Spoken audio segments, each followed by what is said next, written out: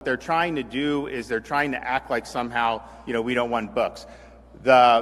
In some of the narratives that you hear people talk about felony charges. Understand, nothing that we've done since I've been governor has done anything that. Now, there is longstanding Florida law that prohibits an adult from giving a school child pornography. But don't we think that that's inappropriate to do? But that's been the law for a long time. So when they hear you, when they start chirping about that, understand they're talking about longstanding Florida law that's trying to protect young children. So I think they're trying to do things to virtue signal. I think it's all politically motivated.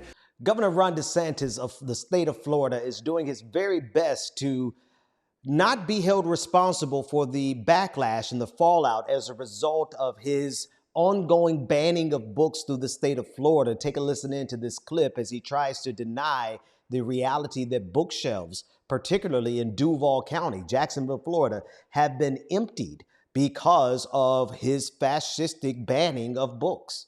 Actually, that video, that was a fake narrative. That was not true. And our press guys, where is Brian back there? He can get you the details on that. This is trying to create some narrative as if that. They hadn't even put the books out yet to begin with. So there's no need for all of that stuff. What they're trying to do is they're trying to act like somehow, we don't want books. In some of the narratives that you hear people talk about felony charges. Understand, nothing that we've done since I've been governor has done anything that. Now, there is longstanding Florida law that prohibits an adult from giving a school child pornography. But don't we think that that's inappropriate to do? But that's been the law for a long time. So when they hear you, when they start chirping about that, understand they're talking about longstanding Florida law that's trying to protect young children. So I think they're trying to do things to virtue signal. I think it's all politically motivated. He's trying to insinuate as though this is not actually happening. Well, here's the video of the bookshelves that were empty that's been viewed over 6 million times across social media. This was a parent who took the video footage of their child's school library, and the mandate is coming down across the state of Florida. And this is the impact. This is, in fact, what Ron DeSantis actually wants to happen. But what the Department of Education, I've asked them, I said, talk to these school districts. Are there books that are problematic? Are you really removing? And make them justify what they're doing. Because I can tell you, with our curriculum transparency, parents are concerned if you have in 6th grade the ability to access a book that has pornographic acts depicted. And you have seen that across the country. Go read books like Gender Queer and see what's in there. It's inappropriate. So we've armed parents the ability to object to that and to make sure that they're having education and not indoctrination. But anytime you hear about something that seems so outlandish, just understand they're manufacturing that to try to create a narrative. And so if there's anything that any of these school superintendents say are, quote, banned, produce that. And our Department of Education will absolutely take a look at that. And I can guarantee you, unless it's something that 99% of the people realize is wrong, chances are it's not in any type of issue. And this is the impact. This is, in fact, what Ron DeSantis actually wants to happen. He's trying to get the best of both worlds, where he's able to make teachers and administrators fearful of their jobs if they have anything that could be remotely misconstrued as being sexually inappropriate or racially inappropriate. And this is really being deemed by a group called Moms for Liberty.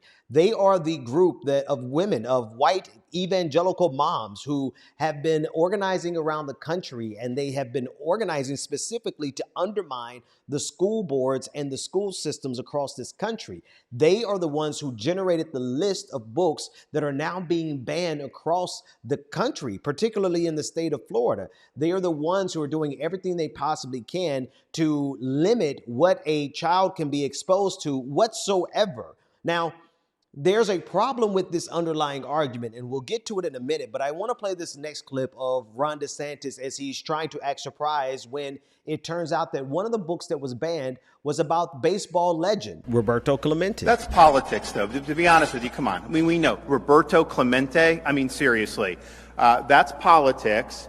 I think these school unions are involved with this. I mean, you guys can FOIA some of these communications. I guarantee you'll find some of that with the people that are doing it. So that's a joke, okay? You get something like that about a baseball player. First of all, I don't think parents are challenging that. I think they're doing it unilaterally to try to create an issue. But that can be resolved in about 2 minutes to be able to do that. And our Department of Education will be working, very quickly if they need any type of advice on that. But none of these things, 99% of this stuff is manufactured. It's not what you need to be spending time on.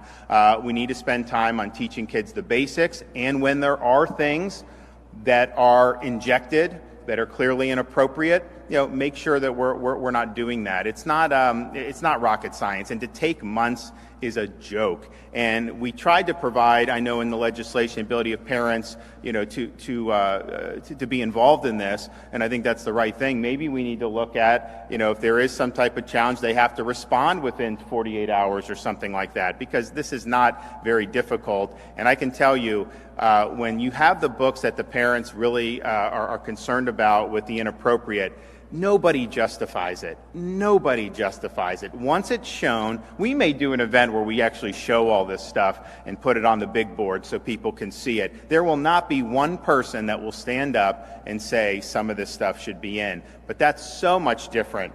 Having young kids engaging in sex acts, you're going to compare that to a biography of Roberto Clemente. We have in fact seen that the overwhelming number of books that have been banned have been books that are focused on marginalized communities, minorities, Black and Latino books, any books that have any reference. I mean, there's been books of Dr. King that have been banned. Anything that can be misconstrued as something that is part of critical race theory, or anything that can be labeled as woke, has been banned. But also books about the LGBTQ community, books about gender representation and gender identity, they have also been banned. And this is because we have one particular set of ideologues, of religious zealots, Moms for Liberty, who are leading the charge across the country, particularly in the state of Florida, trying to assert their own religious beliefs and to use it as a means of dictating what anyone can have access to in the public school system. Now, the underlying logic that I was talking about that is problematic is this idea that any parent that has been a parent any amount of time knows that you simply cannot control what goes into your children's culture and space. I mean, you could do it for a little bit of time while they're in your house, but you can't keep your kids from being exposed to things that are happening in their circles, things that are happening in schools, things that are happening in society. And the idea that you can prevent your children from learning about the LGBTQIA community by banning their books is a juvenile idea at best. It is most certainly fascistic, and it attempts to take the traditions and the religious beliefs of one group and use that as the standard by which we can approve anything in public. This is what's really at stake. And so the other thing that really makes no sense about these particular people fighting against teaching about the LGBTQIA community is because they often do it underneath the auspices of protecting our children. The Moms for Liberty, one of the things they say on their website regularly is that they're just trying to protect the children. And I don't see any of them organizing against the many churches that have been indicated and implicated in sexual assault against children. Right there in the city of Jacksonville, where books are coming off the bookshelves, we see that there are churches that are involved in the investigation into the Southern Baptist Church that had over 900 instances of sexual assault allegations brought forth. But I don't see any of these groups who are trying to ban books about the LGBTQIA community. I don't see a single one of these groups banning or going to protest these churches. So the underlying idea that this is about protecting our children is frivolous at best, because the people who are promoting and the people who are opposing the books are affiliated and associated with some of the biggest culprits in the history of this planet in the abuse of children, churches. Southern Baptist churches, white evangelicals, Christians, Catholics, Mormons, they have all been implicated in sexual assault of women and or children. So I don't believe that a single one of these religious institutions or their affiliates like Moms for Liberty, they have no moral ground to stand on to try to lecture anyone about even how to raise their children, because I guarantee you that most of these people have dysfunctional Moms for Liberty. I bet you they have dysfunctional relationships with their children. And so why are we as a nation taking the bludgeonings of a particular interest group, Moms for Liberty, who represent white evangelicals who are themselves culprits of child molestation and grooming? Why are we taking their list to be the list by which we decide whether or not it is a book our children should be able to read? They're not qualified, they don't have the moral standing, and their arguments are frivolous and fatuous at best.